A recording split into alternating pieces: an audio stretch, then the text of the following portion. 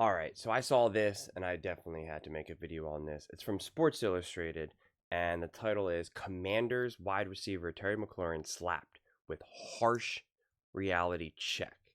I had already read this article before because I was just trying to, before when I first woke up, I tried to see like, oh, is there any updates with the contract situation? And this is one of the first articles that came up. And then when I saw like harsh reality check, I was like, all right, like what is this going to be about? And it was pretty wild. It was pretty wild. It's a very short article. Wide receiver Terry McLaurin is still locked in contract dispute with Washington Commanders, and things seem to be getting ugly, which does seem to be true. The Commanders opened negotiations with McLaurin back in late March, but things haven't appeared to get very far. In fact, the two-time Pro Bowler is apparently frustrated with the way extension discussions have progressed in the NFL and with NFL training camp around the corner. That spells trouble for Washington. Now, again, I do think so far so good, honestly. So far, it's like, okay, this all seems pretty accurate. Here's the problem for McLaurin, though. He doesn't have as much leverage as he thinks. Why? Because he turns 30 years old in September. Most massive wide receiver contracts are landed by players in their mid-20s with an extended run of dominant seasons. McLaurin doesn't fit that profile. Not only is he aging, but he has been very, very good. Not great. We're going to unpack that. Throughout his professional career, last season, for example, he hauled in 82 receptions for 1,096 yards and 13 touchdowns. A very good campaign, sure, but a genuinely elite one? That's when I started getting annoyed. The Ohio State product has posted 5 straight 1,000-yard seasons, which is definitely impressive. Yeah, you think, but there has never been a time where he has been a top 5 player at his position. In fact, a legitimate argument can be made that he has never been in the top 10. McLaurin has never registered 1,200 yards in any one individual campaign. And prior to 2024, he never logged double-digit touchdowns either. The Commanders obviously want to keep McLaurin. Oh, really? He is a major part of their offense, and he is Jaden Daniels' top weapon. That seems pretty important. Seems like a leverage to me. But you can understand why they may not want to pay in excess of $30 million annually over a long-term contract for a wideout about to hit the big 3-0 in just a couple of months. It's a reality that McLaurin may not have yet to come to grips with. Perhaps Washington will ultimately cave and give the former third-round pick what he wants. All right, now you're just trying to, throw some shade at him. But as of right now, the Commanders appear to be digging in their heels. Okay. It's quite the article. It's by Matthew Schmidt, Sports Illustrated.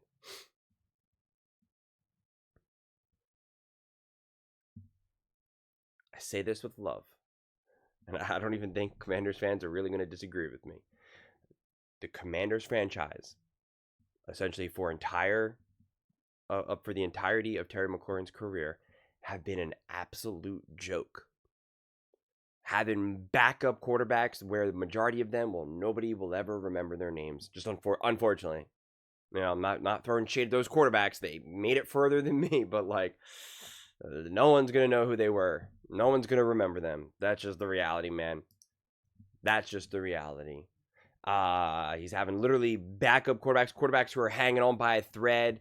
Coaches and coordinators who are getting fired, hanging on by a thread. I mean, the Commanders have been cartoonishly run for years and years, for his entire career. The sheer fact that he put up 1,000-yard seasons year after year is insanely impressive. And then you finally get him a quarterback who's a rookie and a great offensive coach in Cliff Kingsbury, and he balls out essentially immediately and puts up 13 touchdowns and 1,000 yards, 1,100 yards. We're going to act like that's just kind of good. Now, PFF released their rankings, and he's top 10. He's tier 3. Don't get too caught up in the tiers. I don't really care that much, I'll be honest with you, so I'm not here to unpack and be like, he should be number 3 or 4. I honestly don't care about that.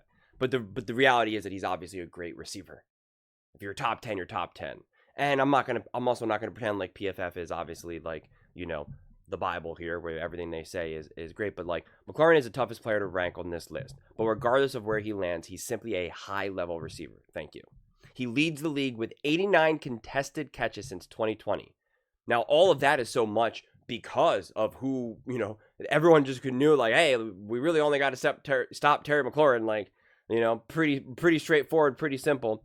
So that alone is actually pretty impressive to me. I mean, it's just obvious when you actually watch the games. Just for point of context, the receivers that they had again ahead of him were Mike Evans, Tyreek Hill, Nico Collins, CeeDee Lamb, Puka Nacua, Amon-Ra St. Brown, Jamar Chase, Justin Jefferson, AJ Brown. Like, I wouldn't say like that's the worst. I really wouldn't. These are all fantastic wide receivers. If you want to say someone like a Tyreek Hill is aging out or whatnot, I can understand that to a degree. But I mean, like, you're not going to lose too much sleep realizing that someone like AJ Brown, JJ, Jamar, and whatnot are seen as above. I think sometimes the problem with rankings where people get kind of caught up is they think that there can be this like massive difference between like 4 and 10 or something, 5 and 10, and oftentimes it ends up being inches, and also just kind of like the style of player and what he's asked to do for his team. But obviously Terry McLaurin is crucial for this team and incredibly important. And I talked about this, and when this story kind of first started to unpack a little bit, I kind of talked about where I was like, I do get the age. It is a real thing. That's obviously the hang up. And that if you pay him a big deal, it's probably not going to age greatly. His final 2 years of his contract will definitely kind of be like, I wish I wasn't paying him that much money. But I feel like you can be pretty confident that you're going to at least at a minimum, get another great year, followed by it should be 2. And that if you're really going all in with Jaden Daniels right now, which is why you also got another older receiver like a Debo, and you have Zach Ertz, and like I discussed how Cliff Kingsbury will not be here one day, and that will be a transition. It just will. It's like right now you're looking at this immediate 1 to 3 year window of time of like, this could be, if I say that this is the best chance to win a Super Bowl with Jaden Daniels, that implies that like there's that like out of his entire career, and it's just like it should theoretically be the easiest, relatively speaking, in terms of it should be the easiest to put together a great team because you have the continuity, you have the coaching staff, you have the awesome offensive coordinator to go along with your defensive head coach. You're not paying Jaden Daniels money. It's early on in his career. He's going to be the healthiest he could be right now today because, as he gets older, that risk only gets bigger and bigger and bigger as time goes on. And it's just then you're more at the mercy of the draft. Oh, I really hope when I draft this wide receiver in the second round that he ends up being great and he stays healthy. Like there's just other variables. So that's what I mean in terms of easiest. It's like it's a little bit more. There's a lot more clarity when you're really trying to figure out what's going to happen in 2028, 2029. There's just a lot of unknowns. And so if you do move on from a Terry McLaurin, it's like, man, you better stick this landing. And if you were, it's like you should have then moved on from him, in my viewpoint, potentially like before the draft. Like you could have made a really interesting, aggressive move and then maybe draft a younger wide receiver. Like, I don't know. Like there's just other stuff that potentially could have happened that they obviously did not. And so like, I don't know. When you're looking at some of these other options for receivers or for people who are interested in receivers, like I saw like the 49ers, the Patriots, etc. I'm not so sure what they offer to you today that allows you to make a run today. That's kind of where I'm trying to figure this whole thing out. And then I'm a little bit more open to being like, let's just pay him now. Yes, I understand that in like 2028 or something, it's not going to be the best contract. But at the same time, we're confident that having someone like him, a leader in the locker room, a great person, not a diva, a fantastic receiver making really insane catch. Like that's also the other thing.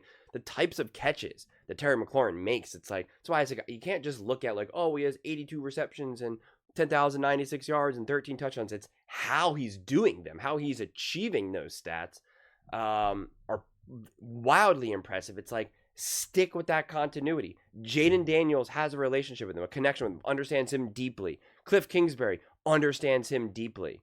Terry McLaurin understands both of those guys deeply. That alone is worth a lot of money, that rather than just being like, let's just bring in another receiver. Let's bring in a rookie who's younger, has longer prime left in him, cheaper. Like, it's just sometimes the fit and the continuity matter a lot. Yeah, year 3, year 4, when you want to move on from a Terry McLaurin, like when you already have a deeply rooted, established core, not unlike what the Kansas City Chiefs did with Mahomes and Andy, and they were like, yeah, we can move on from Tyreek Hill right now. And it's cool. We feel settled. First off, we got our ring. We know how to win. We know how to bring in other people into this fold. We still have a prime Travis Kelce. Like, it was a very calculated decision. Very calculated decision. You didn't necessarily want to do that after 2018, right? 2018, Mahomes balls out, plays great. Tyreek Hill plays great. Travis Kelce plays great. They weren't just going to be like, all right, let's move on from Tyreek Hill now. Like, that's not the play. That's obviously, clearly not the play. And it shouldn't be the play here. Again, I concede it's an awkward age right now to pay someone. I get it. I really, really do. But I don't know, unless he really wants something so unreasonable. Like, he's like, I want Jamar Chase money. I want to be the highest paid receiver of all time and give me 5 years. Like, it's like, I don't know. It's hard. And unless he wants something so extreme, I lean, and my opinion can change on this. I could flip flop. I really could. But my opinion right now leans to just saying, like, let's pay him now and deal with any of the consequences in the future, because there's plenty of teams that overpay for someone, have to move on, have to just kind of eat some money. And when you have a great coach, when you have a great quarterback, and you have a great GM who can build in the draft, you just kind of deal with it. And sometimes it's okay to mortgage the future to win in the present. And people still get this twisted. Mortgaging does not mean sacrifice. It means it's a bit of a risk. It could be a bit of a risk. And in a way, if you give him a pretty big deal, you are theoretically mortgaging the future, but in an interesting way. In a way that we usually don't talk about mortgaging the future. Because it's not like it's a guarantee that by year 3 of this contract, year 3 from this point on, that he's just going to fall off a cliff and he's just going to be a terrible wide receiver. Like, that most likely won't happen. Will he be as great? I mean, we see the great receivers now who are aging, like DeAndre Hopkins, Diggs to a degree, but his personality is just, I kind of put him in his own box. Devontae Adams, like, they still have a ton to offer, especially when they're in the right situation with the right coaching staff, specifically the offensive coach, and with the right quarterback. So it's just like they still have a tremendous amount to offer, and there's no real reason why, to believe that Terry McLaurin won't have that to offer. So I don't know, man. It's just, unless you have a true great plan and you're like, we can flip this guy right now, and we don't have to pay someone, like, I feel like you missed that boat, because you're not going to be better without Terry McLaurin this season. I mean, I think that's a pretty lukewarm take to make, and I'm not so sure who could you possibly get right now. Anyone who would be willing to make a play for Terry McLaurin, what are you getting in return? Like, nothing that's really going to help you offensively. This was a weird situation where, like, Saquon Barkley was disgruntled with the New York Giants, and, like, one of those, like, weird situations. You're like, okay, like, flip, trade out Terry McLaurin, you bring in Saquon Barkley or something. I don't know. Like, if there was, like, another weirder situation where that could be or something, like, I could understand. Or, like, DeAndre Hopkins was still with the Chiefs and he was upset, and now that Rashee Rice is coming back, he still wants to be a more important part, and they're like, well, you're just, you're not going to be that important right now, and he's like, all right, get me out of here. And then you could, like, I don't know, like, something. But, like, to my knowledge, like, any of these, like, weirder situations that I'm honestly obviously just making up don't really exist. So I'm failing to see how a move right now would benefit the Commanders. And that means you're definitely thinking long term. And you have an amazing quarterback right now, and we know you want to maximize right now. And if you don't do that, and you're already trying to plan for the future with your young quarterback, when has that ever worked? I mean, seriously, like, think about the moments that has actually been, like, a successful thing to, like, already be like, well, we gotta like leave space for the future. I'm like,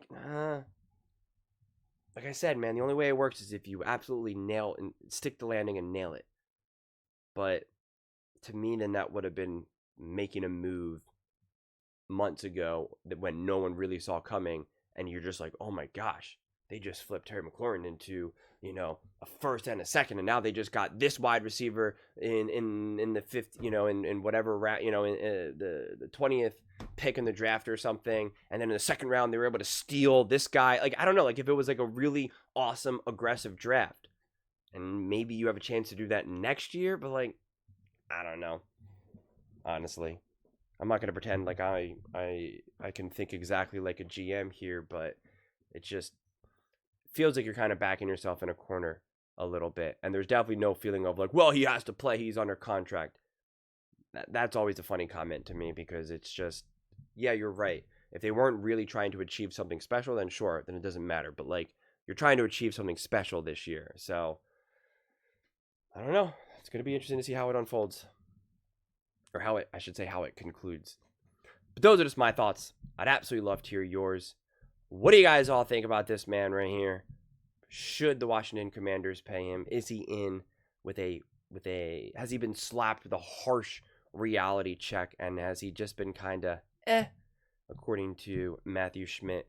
Let me know in the comments below. I read every single comment. So whether you agree with me or disagree with me, either way, let's get in some discussions, let's get in some fights, but ultimately, let's just have some fun. And please do consider subscribing. We're building an amazing community here, and absolutely love to see you part of it. I want to build something that we all generally feel connected to, something that we're really excited to be part of. I think we're on our way to doing it. And please don't forget to give this video a thumbs up, as it really does help with the visibility and the algorithm. Thank you so much. See you next time.